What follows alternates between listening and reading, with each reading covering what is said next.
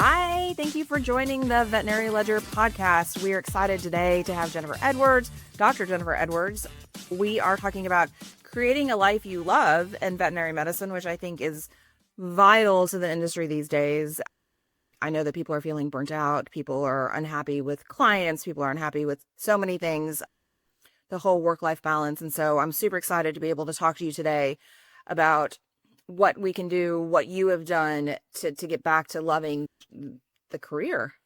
So Jennifer, do you mind introducing yourself? Absolutely. I would love to. And thank you for having me. Such an important topic we're going to dive into today. So, my name is Dr. Jennifer Edwards. I have been a veterinarian for about 26 years. I spent 13 years of that as a practice owner. So, I started a practice from scratch, grew it, AHA accredited, and then I chose that my leadership journey in as practice owner was going to end, and I sold my practice in the beginning of 2020. So I just missed COVID by the skin of my teeth.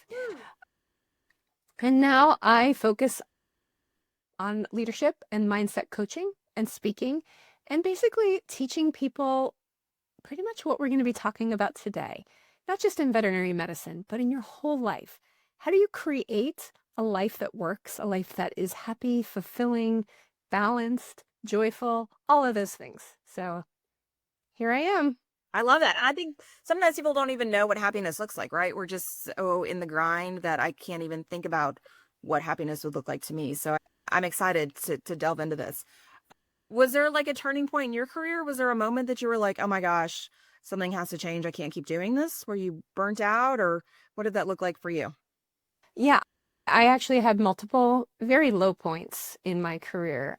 One was in 2015. I kind of hit a rock bottom in my practice. I, at that point in time, especially, but just my personality, as I've learned and grown, it's gotten less, but I can tend to be a bit of a people pleaser, and I don't like conflict. So what would happen, especially back then, is I would avoid it. When you're managing people, avoiding conflict doesn't work, because what that means is that you might be avoiding some difficult conversations, avoiding setting parameters or boundaries or holding people accountable. And what happened over time is I had allowed to evolve in my practice a situation that was, I would just say, somewhat toxic, and had to make a difficult choice one day and basically put my foot down and found myself all of a sudden in a bit of a breakdown of my practice as far as my employees were concerned, and had to really get clear for me. Like, when I opened this practice, I had a very clear vision of what it was going to be, and this was not it.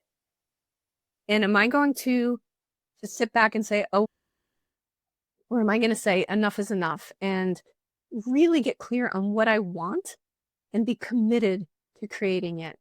And that was a big turning point for me. I mean, that was one of the hardest days of my life. I pretty much had my 3 techs I asked to leave all on the same day. But I hit what I call my done wall. And it was like, this cannot go on. And I either make a clear decision to shift things or I don't. And if I don't, it's not going to last. And so I went home from work that day and crumpled up on my kitchen floor in a little ball. And, sometimes we need to be there for a moment. And I was. And then I got up and I rebuilt. And that was really a big moment for me in understanding that I say how my life is going to go, not other people, but I have to be committed to that. Feels very brave and very scary. I am not going to lie, it was one of the worst times of my life. Yeah. Scary is, an understatement. I was riddled with anxiety. And at the same time, the points in life where we are anxious, where we're afraid, is because we're heading into something new. We're going over our comfort zone, outside of our comfort zone, crossing over into areas that are unfamiliar. Of course, it's scary. And these scary times are our biggest growth opportunities. And it was no different for me. So better on the So, other side. oh, 99%, 100% better on the other side. I like an honest 99% better. 99%. I wish I could say I never did people pleasing anymore. It creeps in, but nothing like what it used to be. Now you're in control of it, only when you want to. Yeah, exactly. So you've talked about career ownership. Is that part of it to like manifest destiny of what you want to do with your life? I think owning your career can mean different things for different people. In general, I think I would define that as kind of saying I don't mean day to day every minute, but I mean big picture, saying how things are going to go for you. What I see a lot in veterinary medicine, what I hear, what I read from a lot of people is an experience of feeling resigned, powerless, almost becoming victim to their own careers. And so what I would say is owning your career is just like owning the rest of your life, is making a conscious choice that you are going to be responsible for it and going from there. The first step, though, it doesn't matter. All of the rest doesn't matter. The first step has to be making the choice that you're going to take ownership. Once that happens, then you can start to dive in on taking ownership. And I'm happy to talk about how I see that looks. But if you don't make that choice, then all the rest is irrelevant. I'd be interested. So when you talk about ownership, I immediately think of a practice owner, but also we need the associate DBMs and the practice managers and the technicians and all. We need the entire staff to kind of have that ownership of their own career, right? I mean, this isn't just like a practice owner exercise. Right. Obviously, the word ownership has different meanings and like typically like literally owning something, but taking ownership of your career that applies to anybody. It doesn't matter what role somebody is in a veterinary hospital or if somebody's in a completely different career. When we take ownership, it's taking responsibility, meaning not that everything's our fault, but means that we take the responsibility to kind of do an analysis in a way of what's working, what's not. I kind of think about it like almost like a soap for a doctor. Like if I say, I'm taking ownership, I'm not happy right now in my career, pretend, I'm an associate DVM and I'm really unsatisfied. There's a lot of things that aren't working. Okay, what's not working? Specifically, is your entire my schedule's bad? Was it the entire schedule or is it perhaps the amount of weekends you're working? Is it like really diving in specifically to what is your presenting complaint? What is not working in your life? And from there, you can start to really dive in and start to make the micro choices. We don't change our lives in a minute and we don't have a magic wand, although in veterinary medicine, we wish we did. It's about thinking that your life is the culmination, your experience of life right now is the culmination of lots of little micro choices along the way. So what's not working? What is your vision of what you want things to look like? And then starting to hone in on what are little choices you can make along the way. Some of those choices are not always changing things. Sometimes we can make a conscious choice to actually be okay with something. But when we choose to be okay with it is much more empowering than when we just put up with it because we have no choice. So there's a whole lot to unpack there. Once somebody chooses to take the responsibility for their career, everything else unfolds. They don't need to worry about how. They just need to make that choice to start. I love that. And do you think, so it sounds like it starts internally and then you need to put it out there, right? We're going to share it with our coworkers or we're going to tell our boss. What do you do when your practice owner says, "Oh, no, we're not going to change your schedule. We're not going to adjust to see fewer patients," or whatever it is that you might need at that moment to feel like you have ownership, to feel like you're recapturing your passion for the job? I think for me, there probably should be more steps in there, right? So we can't say my schedule stinks, I'm going to go to my boss and demand that they change my schedule. Like, obviously, if everybody did that, it wouldn't work. Not everything is always going to be perfect for everybody, nor does it need to be perfect. Mhm. When a person dives in to really specify, and that brings in values work, what value, there's a whole nother conversation about values and what's really important to an individual, what's kind of important, what doesn't matter. So with that, we start to look at what in my life is working, what's not working. What would I like things to look like? What values are deal breakers? Like we have what are called deal breaker values. There's, for me, kindness is a deal breaker. If I was working someplace where people were not kind to people and or animals, I would not work there, period. Like, I just could not be with it. That is a deal breaker value. Then there are other things that are important, but maybe I could, if it's not always present, it could be okay. For some people, money is a deal breaker value. For other people, as long as kindness and good medicine is there, they'd be willing to take a $10,000 pay cut in order to have that, right? So there's no right or wrong. Once we start to specify what we would like, what is uncompromisable, what is compromisable, what doesn't really matter, then comes being committed to that.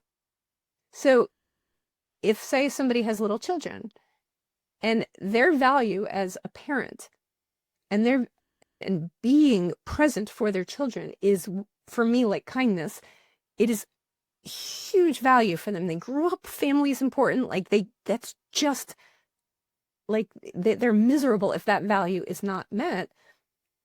And they're committed to that. And they can't change their schedule, so they're not working every Saturday. Then maybe they have to go find a new job. So when we become committed, it means we compare everything in our life to that. And sometimes difficult decisions need to be made. Or it would be nice to have my Saturdays free. My family's important, but it's not huge like it is for my friend. I mean, I love my kids, but I'm okay with working every third Saturday. Okay, fine. Once I dissect that and I look at it and then I go, actually, I was really letting the Saturdays bother me, but now that I look at it, it really isn't that bad.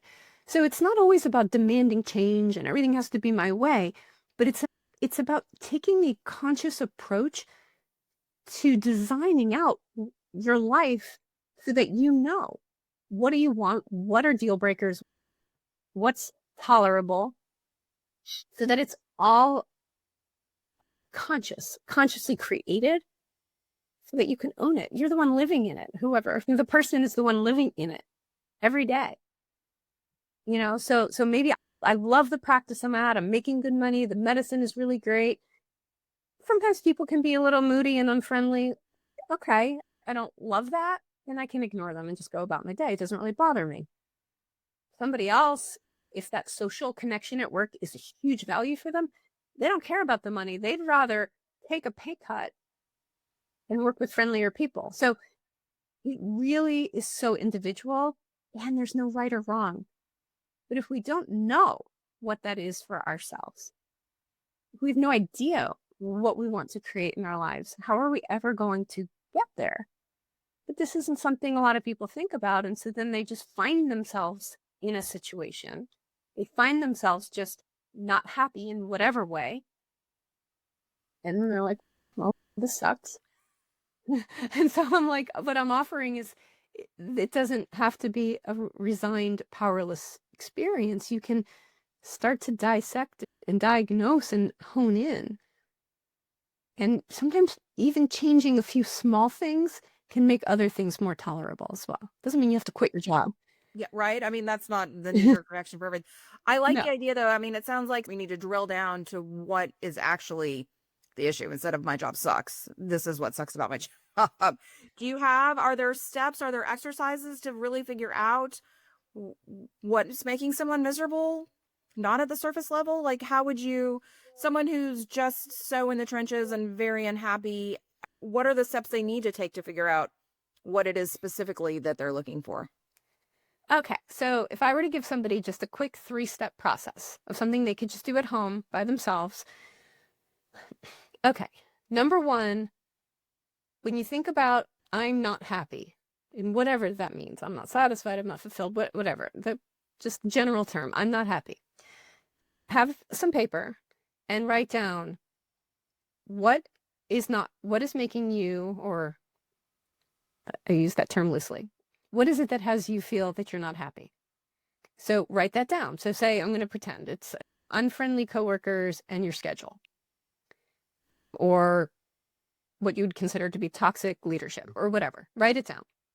Then under each one of those, specify what does that mean. So if you wrote down unfriendly coworkers, what does unfriendly coworkers mean? They don't say hello, or they don't include me in their parties on the weekends, or whatever. Just write it all down.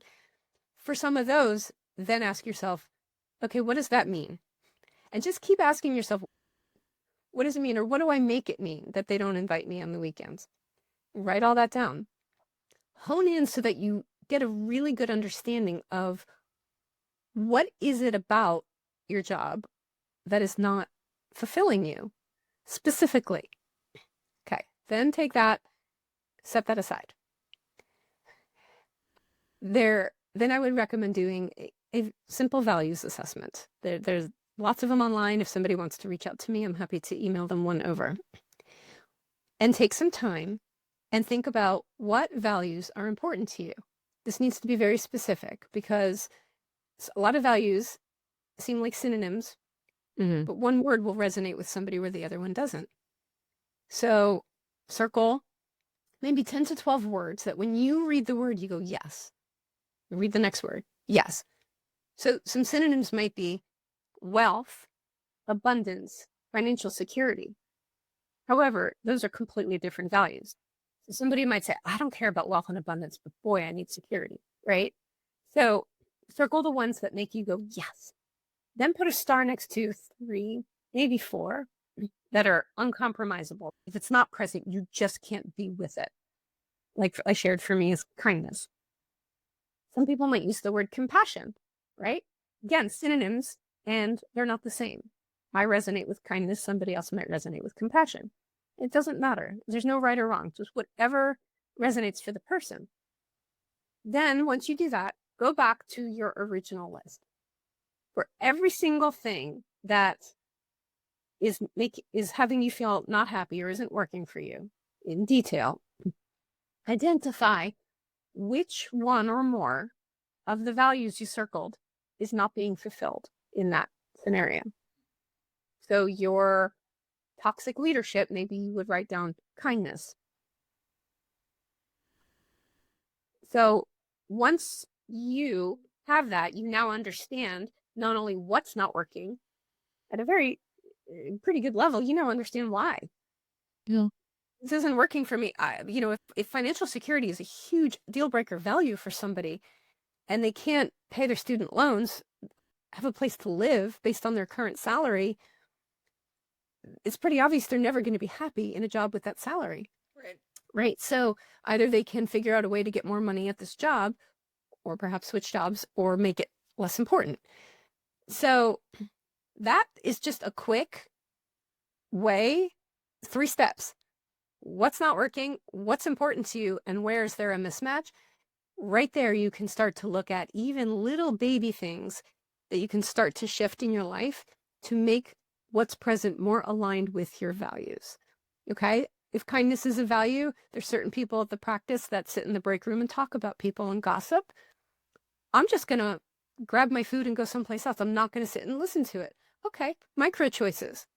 I don't have to experience the gossip. So again, it's not always about this big walk into somebody's office, demand everything. That doesn't work. Life isn't about everything catering to us. It's about us making choices so that we have our lives work. And if something can't work and it's that important, yeah, sometimes those choices are not easy. That's so important to point out too that like you can be the change, right? I don't need everyone else to change. If I don't like my lunch Right. situation, I can find a new lunch situation. I think that's very important. And I would encourage anybody who's thinks that they're suffering at work to try this, right? Like we're all trying to be better together. So I think those are some Absolutely. amazing steps. So enough of the not loving works. What does loving work look like in a healthy work-life balance? So I got to leave it at some point, right? I can't obsess and I can't give it all my 24 hours. So, what does a healthy love of work look like? That's going to be different for everybody. What fulfills me at work, what fulfills you at work is not necessarily the same. So, a love of work, first of all, is gaining an understanding of what love of work means for you, right? Is it, so you say it's a veterinarian. Does love of work mean that they have a lot of time with their clients and they have these relationships with their clients and they're so special and they walk in the room and how is Bobby's wedding and they have that? Or is love of work like keep me away from the people, put me in the OR all day, right? Hmm. So getting clear on what that means. What is coworker situation like? Again, it's what I said earlier, defining what that means and having as much of your work consistent with that as possible. Again, with what parts are more important than not. And at the same time, we will have more love of work when we perhaps can also bring some flexibility, when we can have some compromise, when we can say, okay, as long as I have A, B, and C, because those are so important. All right, D&E are not ideal, but not only can I tolerate it, but tolerating it from a place of conscious choice takes us out of that being victim to it, being miserable about it, perhaps complaining to other people about it. When we say, I'm going to consciously choose to have D&E present, even though they're not ideal, then it up-levels our energy. We're choosing it, even though we may not 100% like it, because all of these other more important parameters are met. That's where compromise comes in. If we have the point of view and the mindset that unless everything is how I need it to be, I'm going to be miserable, that's also a choice. So understanding that, in any team, veterinary practice or anywhere else, there's a team by definition has multiple people. And multiple people, as I said, have different things that are important to them, different priorities. So how do we make it so that everybody's priorities can be addressed? Not making everybody happy, but where can maybe I give a little so that she could, her Saturdays are so important. Like she's ready to walk out because she can't be with her children. For me, you know, I can handle a Saturday a month. I'll take that on. I'll take Wednesdays off instead. Not ideal, but I'm willing to do that. So where can we have give and take? That will, it's funny because it's like compromising or quote sacrificing can actually sometimes make you happier because now you're not, there's more teamwork, there's more happiness in the practice, there's more collaboration, more camaraderie. So thinking more big picture of what creates a win, right? What's a win for the practice, a win for the team, including me, a win for the clients and the patients. Like how can we make it so it works for everyone and doesn't have to be perfect? Because it's never going to be. Never going to, right? There's always something. From a leadership perspective, how do you manage someone who's miserable? Do you call out the person and say, like, hey, I've noticed that you're unhappy. Can we work through this together? Or is this like a self journey? What would you do from a practice owner perspective to someone that you know is like suffering through? Yeah. Well, it starts with conversations. Maybe noticing, saying, here's some things I've noticed about how you appear, not ascribing emotions to somebody else. I've noticed lately that you are more withdrawn you're coming out to treatment and hanging out with the group a little less. Perhaps you've snapped at your team a few times. What have you observed versus you seem unhappy, you seem frustrated, and offering to have a conversation using it's a whole nother thing I speak about is certain types of communication techniques so that when you speak to somebody in this situation that you come truly from a place of caring and concern and listening and having that person feel heard and not judged, acknowledging what they're experiencing, validating what they're experiencing, not agreeing with it. Whether or not you agree is irrelevant. It's what is there for you? What are you experiencing? Here's what I've noticed. Creating a safe space where they feel like they can trust you. I will tell you, it takes one time for a leader to betray somebody and they're done. Done. I will never open up to that person again. This is typically what I'll hear. So it needs to be a safe space. We need to have your attention. Don't be on your phone. Don't keep postponing the meeting. Don't be too busy. And listen, be present, get them. Acknowledging somebody is simply, wow. So what I'm hearing is that the current workload is really feeling like too much for you.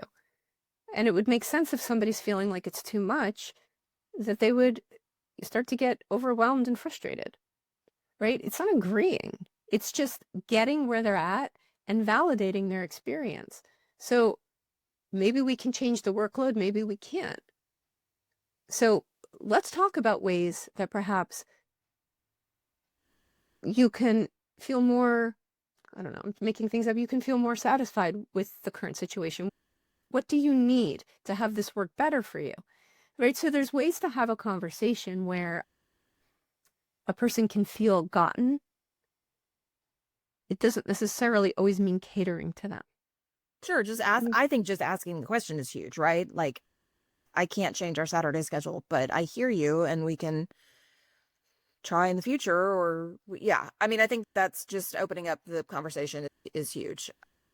I feel like we could talk about this all day. Yes. But unfortunately, we are out of time. You've given us so many good things to work on for ourselves and work on with our staff and our team. Where can people continue the conversation with you if they want to? They can definitely visit my website, which is drjenniferedwards.com, with doctor with a DR. And if a listener is hearing this and they're thinking, wow, I would love to be able to dive into that kind of work. I mean, doing it on your own with a couple of exercises is great. It's very surface level. It's very hard to see a lot of this for ourselves. Our minds are designed to see what we see and nothing really beyond. However, a lot of our golden nuggets of aha moments are really in the what we don't know that we don't know. And if somebody would like to dive further into that work, that's where I come in. I coach people to do precisely that. And they can always set up a free call. I also do team training. I do practice culture consulting.